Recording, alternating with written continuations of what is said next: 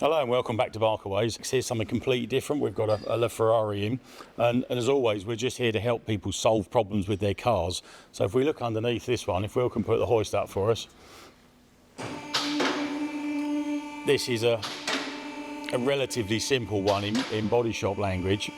What happens on a lot of the later cars, even when you've got lift on these, the road situations, the chances are at some stage you're going to graze the underneath the car, which is exactly what's happened here. So what this is in our language is basically a carbon repair. So it's just caught the front on the carbon splitter, so we need to do a bit of a carbon repair here, and then you've got the next level of carbon there. So what we're going to do is we're going to clean this up, do a light repair, and then off we go again.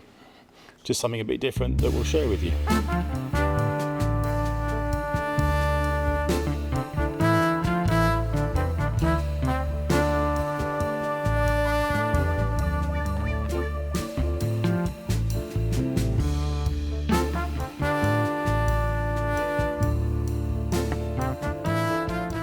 Okay, so here we are at the next stage of the repair of the underneath the carbon here.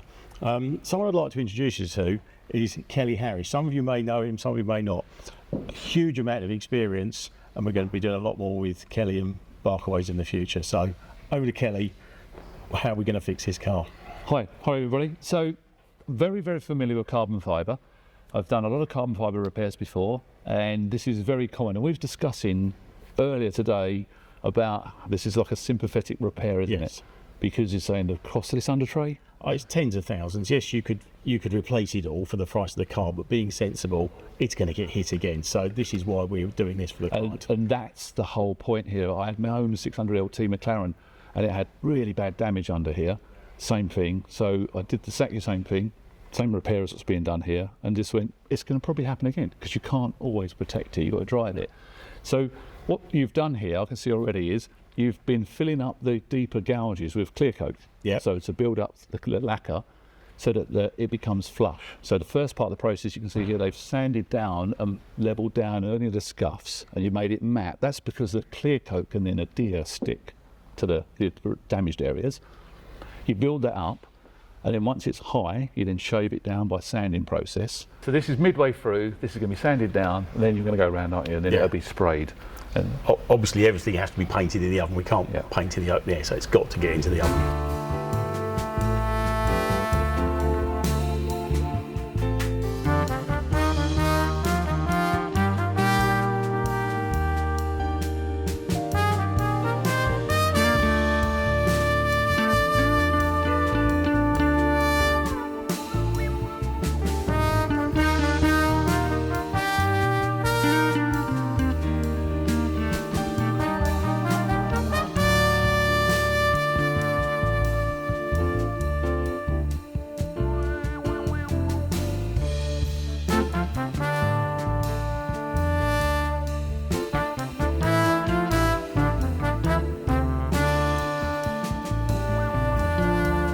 So here we are back on the LaFerrari with our sort of sympathetic, cost-effective carbon repair that we've done on this, as we said before, rather than buying very expensive new panels. What we've been able to do is basically sand down, touch in the clear coat, build the product up, sand it down again. It's then been sprayed with 2K lacquer. So that's two components. That's a hardener and a clear coat mixed together, and then sprayed at a certain needle size, jet size, or pressure, and then applied underneath.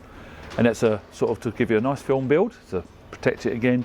And the results are amazing.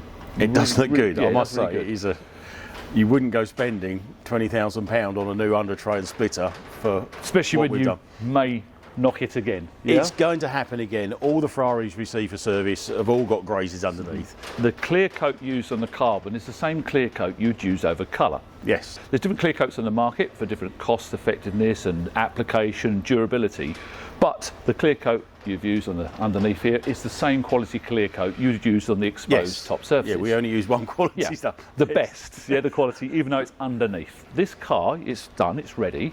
Is this now finished, ready, or what do you do? This is finished. Now, preempting problems, which is sort of what we try and do with these cars, this has been in and out of the workshop, it's been in and out of the body shop, it's been here for a week or so, it's been on and off its big charger whilst it's here. So just to make sure it's all right, we always road test them. So just to make sure all the warning lights are off, so do a quick run down the bypass. Again, it's not about going fast, it's just cycling the car, getting some temperature into it, making sure all the warning lights go off and it all works, and then we get it back to the client.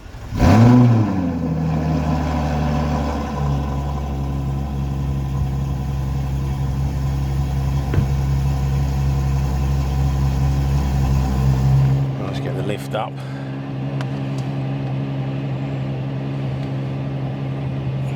Come on, scratch. I've done a scuff the underneath again. This is just what we've done. So all we're looking for, because I know you're always going to say, oh Ian, yeah, someone's got to drive the LaFerrari, but trust me, the last thing I want to do today is drive one of these things. They're ferociously fragile, ridiculously expensive. Everything on these is delicate, the mirrors and everything. It's just got pound notes attached to everything. I remember a famous case when they first came out. Someone shut the door and it got trapped on the seatbelt buckle, and it was like £100,000 insurance claim for a new door. And then it got more complicated that all the parts on these have to be supplied through Ferrari under chassis number. So the next thing is like, why do you need a door and all the rest of it? And it all goes against the history of the car. So it really is just somewhere you don't want to be. Like all cars, when they've been in the workshop and they've been moved around a bit, sort of stop, we try not to stop them, we try and push them where we can. But inevitably, what we don't want is the first time the client drives it, he gets a warning light on. We did a 599 the other day and I took it up the road, drove it. As soon as I came back, the airbag light came on. No apparent reason whatsoever, it just did. So we turned it off, so at least we had the fault and not the client. So all we need to do is just run this thing very gently. The tyres on this are original tyres, so we've got 10-year-old tyres. I mean, the horsepower of these things, you forget they're 10 years old. So these were about 800 horsepower from the engine and another 120 or something from the hybrid system. So you really don't want 900 odd horsepower of car on 10-year-old tyres. Ferrari do a lovely cockpit, I must say. You're never disappointed in a Ferrari cockpit. The switches, the way that they've got the Alcantara dashboard, the steering wheel, it all just fits. I mean, you see, I've just jumped into this car and it just fits me. It's lovely. I've got clear dashboard. I've got reasonable visibility, but this is just comfy. You could do some miles in this car. Some cars you get into and think, no, this is going to be uncomfortable, or I can't see this, or I can't do that. But this is a nice place to be, and it should be for the price of the car. Let's face it. But the thing with this is the technology. It was their first car with the hybrid system. It was a real quantum leap forwards in technology, and it still is today.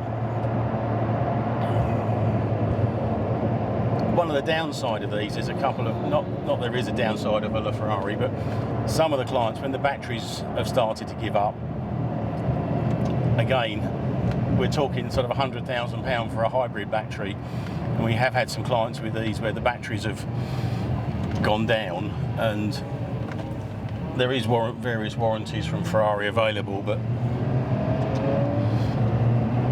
if you haven't got a warranty,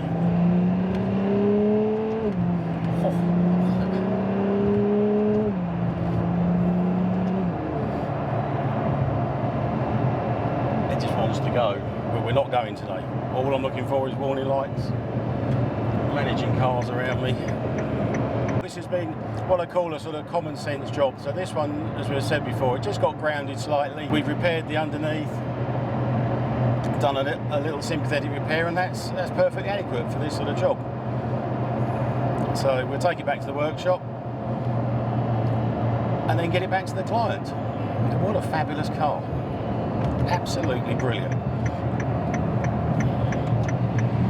I know these cars are expensive, but sometimes you sit here and you just think they are worth it. And the technology in this thing, it was, everything went up a notch. Okay, we've got the hybrid system, but it's got the diff, the electronic diffs went up, well, third or fourth generation diffs. The traction control and the ABS all went up another level. The F1 system went up another level. So I do have tremendous respect for the speed that everything talks to each other. We all sit in these modern cars and they just do everything, but all the ECUs are doing this. No, this one's talking to that one, doing to that one. And when you start pushing them to the limit, which you'd have to be on a racetrack to doing this thing. Oh, we need the lift to go back up again. That's it, lifts back up. It is very, very clever technology.